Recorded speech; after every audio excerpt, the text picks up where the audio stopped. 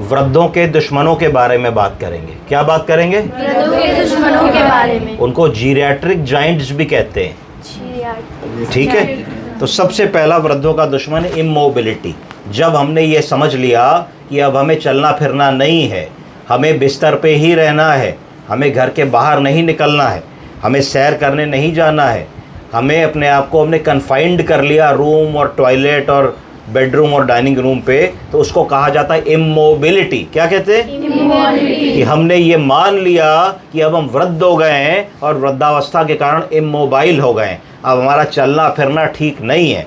तो ये सबसे बड़ा दुश्मन होता है। जैसे ही आप इमोबाइल हो जाते हैं तो आपकी जो मांसपेशियां हैं वो कमज़ोर होने लगती हैं और शिथिलता आने लगती है, आप लड़खड़ाने लगते हैं, आप ज़्यादा चले तो गिर सकते हैं, चलने पे हाथों पैरों की मसल्स और टिश्यूज़ में हाइपोक्सी ऑक्सीजन की कमी होने लगती है, जोड़ स्टिफ होने लगते हैं। जोड़ जब स्टिफ होने लगते हैं तो ऑस्टियोपीनिया, ऑस्टियोपोरोसिस, ऑस्टियोआर्थराइटिस और फिर डिफॉर्मिटी डेवलप हो जाती है। तो यहाँ से वहाँ तक जाने में भी जोड़ दर्द करने लगते हैं। तो वृद्धों का पहला दुश्मन है, बोलिए क्या? इमोबिलिटी। इमोबिलिटी। जब हमने ये मान लिया कि अब हम चलेंगे फिरेंगे नहीं, बिस्तर पे ही खाना दे दो, बिस्तर पे ही पॉटी करा दो, बिस्तर पे ही शेव कर दो, बिस्तर पे ही टीवी चला दो, तो वो हमारा डाउनफॉल वहाँ से शुरू है। तो हमें हर वृद्ध को ये कहना है कि बाबूजी, माताजी, कीप वॉकिंग, कीप गोइंग, जितना हो सके करते रहिए, हार मत मानिए, रुकिए मत, कीप गोइंग। तो पहला हमारा वृद्धों का दुश्मन हो गया इमोबिलिटी। ठीक है, दूसरा क्या है? दूसरा है इंस्टेबिलिटी। क्या है? इंस्टेबिलिटी।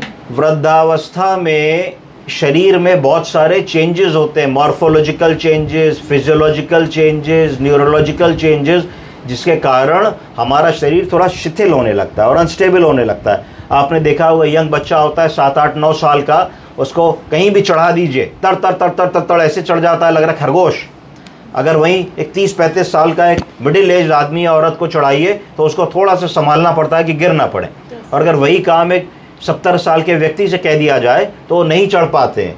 अगर वो चढ़ने की भी कोशिश करते हैं तो गिरने का बहुत डर होता है। हो सकता है कि वो लोग उस समय तक आते आते छड़ी पे आ गए हों, वॉकर पे आ गए हों। तो इंस्टेबिलिटी, बॉडी पे कंट्रोल ना होना, कि एकदम से हम चलते जा रहे हैं, एकदम से गड्ढा आ गया तो पैर हमारा डगमगा जाएगा, हम गिर पड़ेंगे, एकदम से जा रहे हैं, किसी ने आवाज़ दी, एकदम से घूमेंगे तो इंस्टेबिलिटी हो जाएगी, नहीं कर पाएंगे। रात में बाथरूम के लिए उठे, नहीं समझ पाए, पैर किसी चीज़ में कारपेट पे या चप्पल पे लड़ा तो नहीं समझ पाए, गिर जाएंगे। तो दूसरा हमारा जो दुश्मन है वो इंस्टेबिलिटी। तो इंस्टेबिलिटी है कि नहीं, ये पता करने के लिए एक साधारण सा टेस्ट होता है जिसको गो गेट अप टेस्ट कहते हैं, जिसकी मैं अगली बार क्लास लूँगा आपकी, गो गेट अप टेस्ट। तो अगर हम गो गेट अप टेस्ट को 2 मिनट में बता सकते हैं कि हमारे वृद्धजन में इंस्टेबिलिटी है कि नहीं।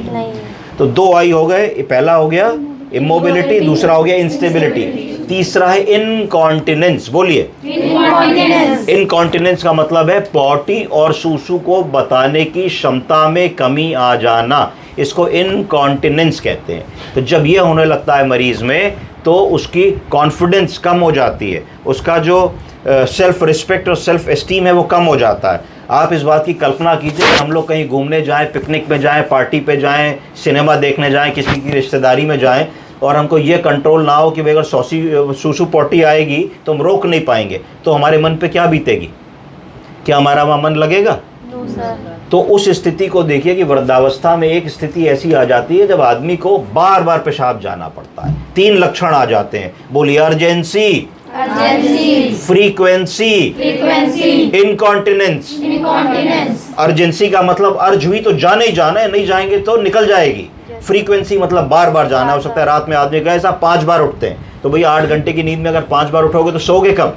तीसरा इनकॉन्टिनेंस, कि जरा सा खांसे, छीके, झुके, पेशाब की थैली पे दबाव पड़ा तो थोड़ा सा पेशाब निकल गया। तो ये बुजुर्गों का तीसरा सबसे बड़ा दुश्मन होता है। तो 3 कौन कौन से हो गए? Immobility, instability, incontinence. अगला आइए इम्पेयर्ड मेमोरी। क्या हो गया? Impaired memory. जैसे जैसे उम्र बढ़ती है ब्रेन के न्यूरॉन्स में कमी आने लगती है, ब्रेन के सेल्स वीक होने लगते हैं और एजिंग के कारण बहुत सारे लोगों में याददाश्त में कमी आने लगती है। वो आप उनके पास जाओगे तो दादी बाबा बोलेंगे अच्छा बेटे आ गए और कहाँ हो आजकल, क्या कर रहे हो?